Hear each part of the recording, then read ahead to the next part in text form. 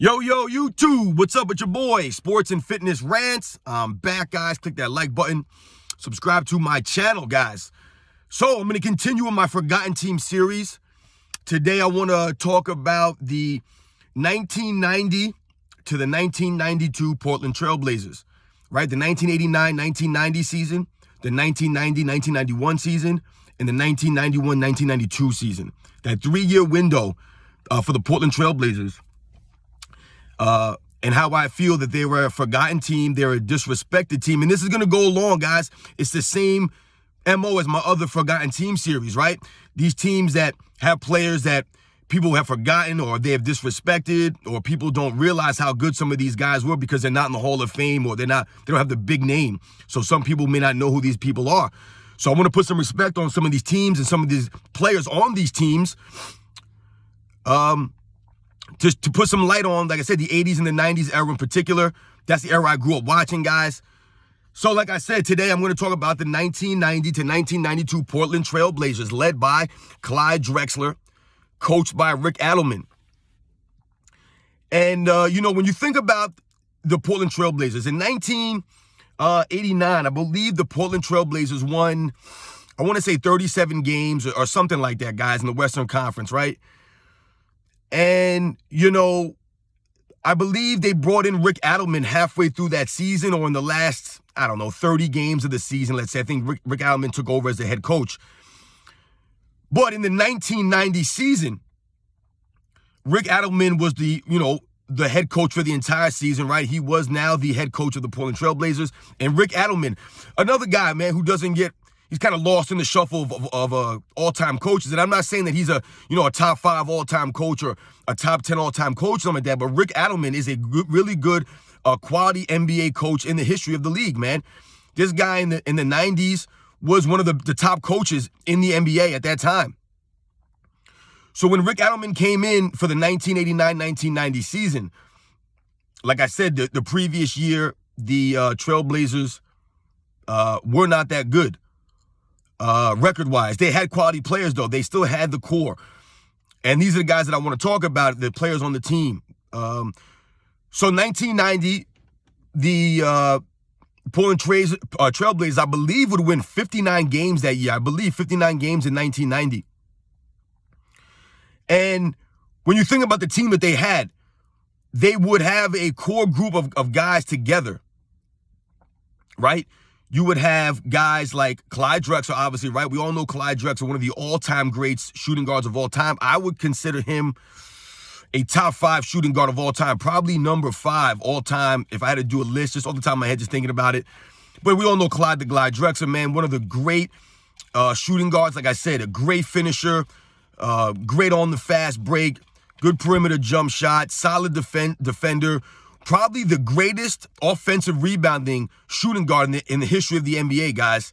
He's a great rebounder at that shooting guard position. Clyde Drexler, man, in his prime, he'll give you 27 points, 7 rebounds, 5 assists, a couple of steals. You also had in that core group of players, you had Terry Porter, who was their floor general, man. A very underrated point guard from the late 80s into the 90s era NBA. Terry Porter, man, a gritty, like I said, just a gritty, tough player on both ends of the court, offense and defense. Solid jump shooter.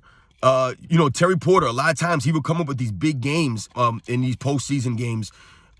Just a really good, like I said, point guard of that era. Terry Porter, man. Probably give you anywhere between like 17, 18 points a game, 8 assists. Couple of rebounds. That's Terry Porter for you right there, man. Just underrated, man. Terry Porter, man. Just a solid point guard from that era, man. Another part of that core group of the Portland Trailblazers at that time was a Jerome Kersey. Jerome Kersey, the power forward. I believe he was like 6'7", 6'8", about 240, 230, somewhere around there. Just a solid dude, man. You look at the guy, Jerome Kersey, man. Muscular, great athlete, man. Great finish on the rim. I mean, power dunker, man. Right?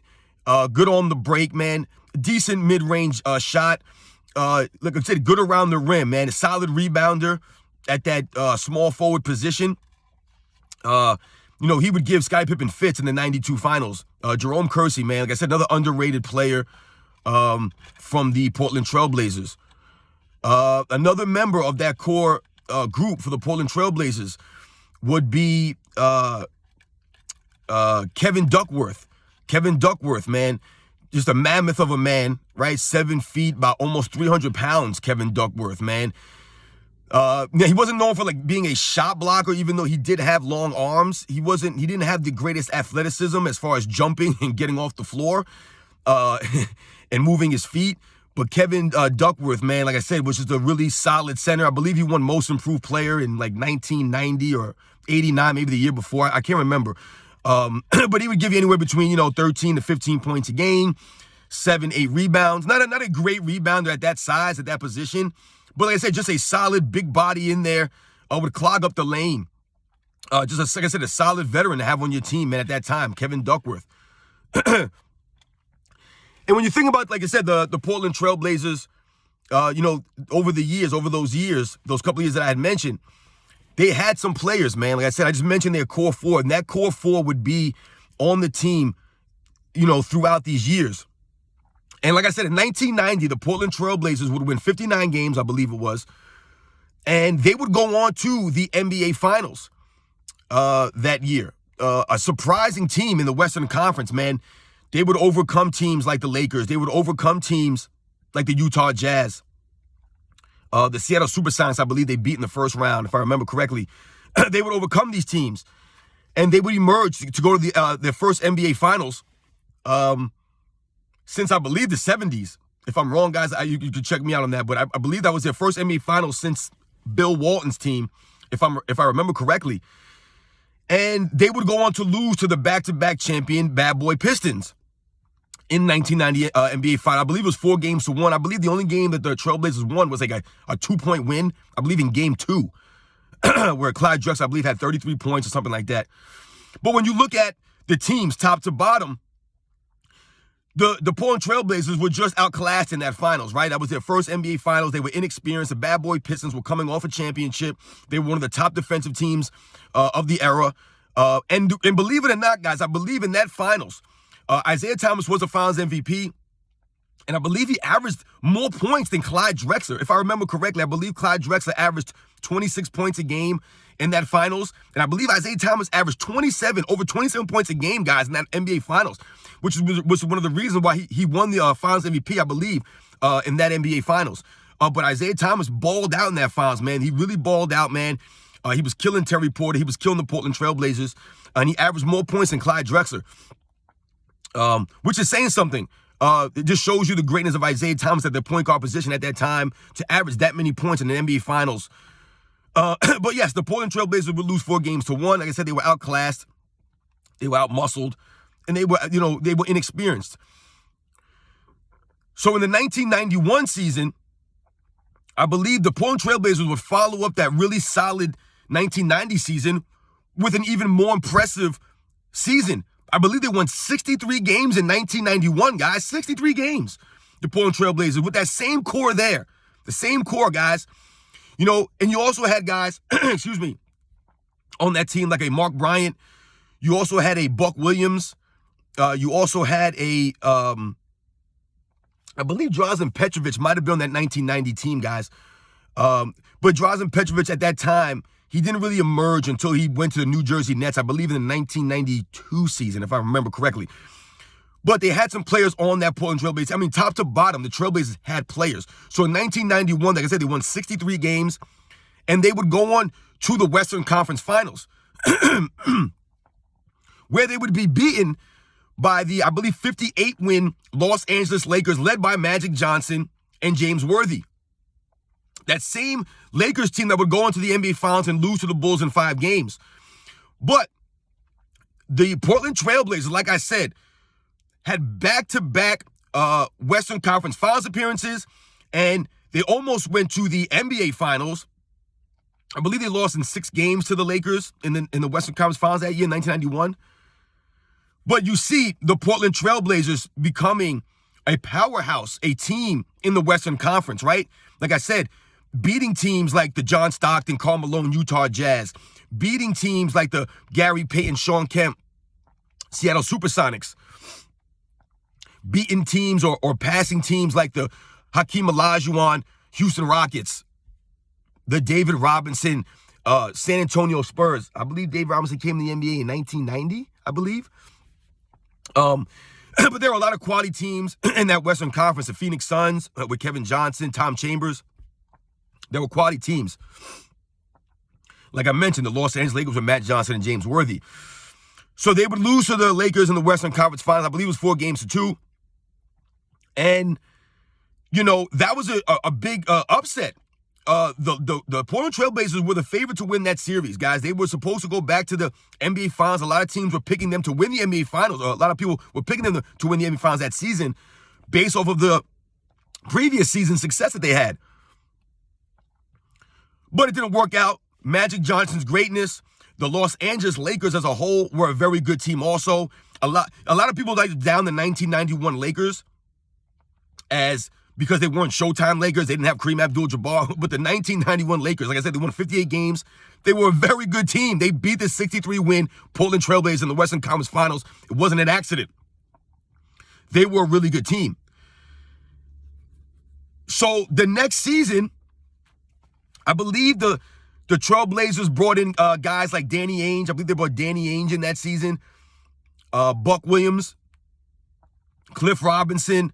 These guys would emerge in the 1992 Portland Trailblazers as, more veteran presence, right? Danny Ainge, man. Danny Ainge gets a lot of, disrespect by a lot of these younger generation guys because they don't know Danny Ainge and, they'll see him and they'll be, oh, he's an unathletic, slow white guy. How many times have you heard that, guys?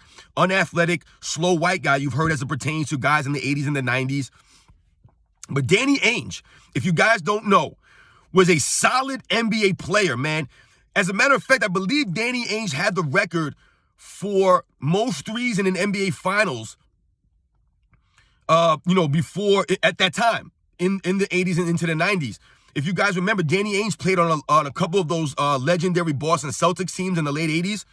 And he actually was on, like I said, went to the Portland Trailblazers in 1992 and immediately was an impact on that team. Like I said, Danny Ainge was a winner. Every team that he played on won. They won. Now, they didn't necessarily win because of Danny Ainge, but they did not win despite him. You know what I'm saying? He contributed to every team that he played on. Danny Ainge, man, a solid veteran to have on your team. A guy that would knock down the open shot. Like I said, he had the record for most threes in the NBA Finals at that time. Scrappy, hard-nosed defender. And as it pertains to Danny Ainge's athleticism, guys, let me tell you something about Danny Ainge right now that maybe you didn't know. Danny Ainge is from Oregon, right? And in Oregon, Danny Ainge was a 3-sport All-American. And I believe at the time, and I don't know if it still holds, but at that time, he was the only 3-sport All-American in Oregon State history to do that as a sophomore, I believe. He was the only player to do that. He was All-State in 3 sports. All-American in 3 sports, guys. Basketball, football, and baseball. So when people try to say that Danny Ainge was not a great athlete, Danny Ainge was an All-American wide receiver, guys. Not a quarterback. You guys probably thought he was a quarterback, didn't you? He was an All-American wide receiver out of the state of Oregon, guys. And like I mentioned, Danny Ainge was actually drafted to play Major League Baseball and obviously play in the NBA. So the man was a great athlete. So when people try to tell you Danny Ainge was a slow, unathletic guy, the facts do not say that. The man, like I said, your favorite NBA basketball player, I guarantee you probably was not a 3-sport All-American athlete in high school. All right? I bet you he wasn't. So shout out to Danny Ainge, man. He was a great athlete. But anyway, you had guys like Buck Williams, man. Buck Williams, a solid veteran, man. A double-double machine. Would give you anywhere between 12, 13 points a game. Anywhere between 12, 13 rebounds a game. I mean, the guy was a rebound machine at that position, the power forward position. He was a solid defensive player. I believe he was maybe 3, 4, 5 times all defensive. I can't remember off the top of my head, guys. But Buck Williams, man, with the goggles, man, he epitomized 80s basketball into the early 90s, man, with those goggles, his hard-nosed play, his grit, man. A very tough-nosed defender. Like I said, a very tough player, Buck Williams. Uncle Cliffy, right? Cliff Robinson, another, really solid player, man. Uncle Cliffy, 6'10", man, could stretch the defense out. Nice perimeter jump shot, man. Solid rebounder. Just a solid hustle guy, man.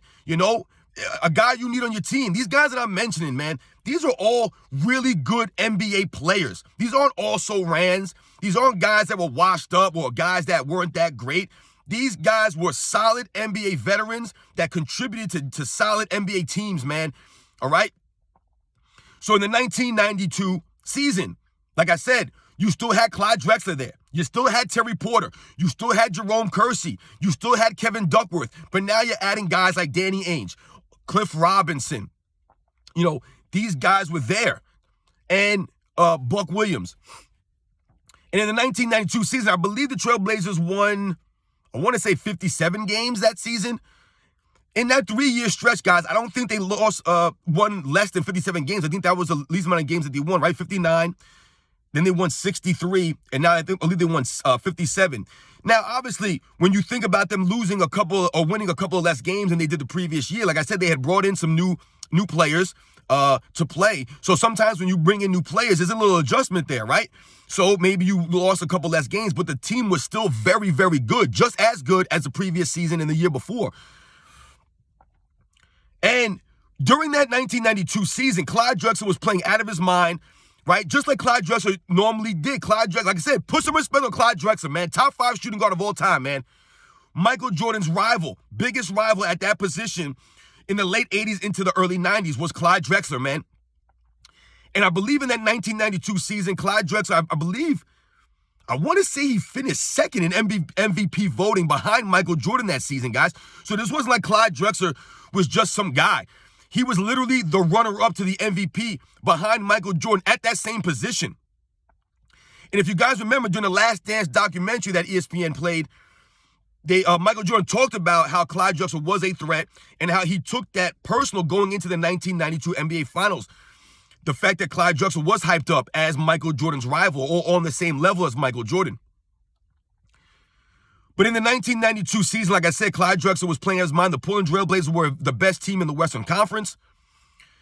And they met the Chicago Bulls now in the NBA Finals. So when you look at the Portland Trailblazers, guys, 1990, they went to the NBA Finals, right, as a surprise team, going through a very tough Western Conference, making the NBA Finals. Then in 1991, going back to the Western Conference Finals, and now in 1992, they're in the NBA Finals again. So you're talking about 2 trips to the NBA Finals in 3 seasons, guys. In 3 consecutive years, they were in the Western Conference Finals. That is a really good run for an NBA franchise. There are a lot of franchises that's never had that kind of success in back-to-back-to-back seasons, guys. 2 NBA Finals trips, 3 consecutive trips to the Western Conference Finals. Now, granted, yes, the Portland Trailblazers would lose to the Chicago Bulls in 6 games in 1992. But that's why I'm doing this Forgotten Team series. Because some of these teams didn't necessarily win the title, so they're forgotten. And I get that. You know, we really focus on the championship teams, the dynasties in NBA history. But we have to put some respect on these other teams because that shows the competition of these eras, right? It shows the level of players that some of these teams had, that a team like the Chicago Bulls or a team like the Los Angeles Lakers or a team like the Detroit Pistons had to beat. It was a very good team. Like I said, I mean, just look at the series that the Chicago Bulls had against the Trailblazers in 92, guys. The Bulls won the first game. Then the Trailblazers won the second game in Chicago. Then the Bulls won the third game.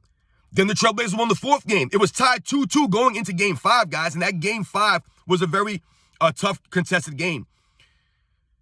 And then the Bulls would win in a Game 6 due to Michael Jordan's greatness and the greatness of the Chicago Bulls. They were just a better team. They had the better player, right? They had the best player on the court, Michael Jordan, right? And he dominated Clyde Drexler in that series. He took it personal, right? We remember Michael Jordan setting the all-time NBA record for 3.5. You guys remember that game, right? The shrug game, right? Michael Jordan was just, you know, like I said, head and shoulders above everybody else in the league. And that's not a knock to everybody else in the league. That's just appreciating Michael Jordan's greatness. And the Portland Trailblazers would beat. But I just wanted to do this video. I hope you guys enjoyed it. Talking about some of the players that the Portland Trailblazers had. Their short little run that they had in that 3-year window. Where, like I said, they went to 2 NBA Finals, 3 straight Western Conference Finals. And you had guys like Clyde Drexler, Terry Porter, Kevin Duckworth, Jerome Kersey, Buck Williams, Danny Ainge. I mean, if you guys remember that series against the Bulls in 92, Danny Ainge and Michael Jordan going back at and forth at each other, because they had a rivalry dating back to the Boston Celtics days of Michael Jordan playing against the Celtics in the late 80s, in the mid to late 80s, and Danny Ainge being on that team, guarding Michael Jordan. You remember Jerome Kersey and Scottie Pippen going back and forth. I remember Drexler and Michael Jordan going back and forth. There was a lot of heated moments during that series, man. So shout out to the Portland Trailblazers, 1990 to 1992, that 3-year window there where they went to 3 straight Western Conference Finals and they went to 2 NBA Finals in 3 seasons, led by Clyde Drexler, Terry Porter, man. Forgotten teams of the early 90s.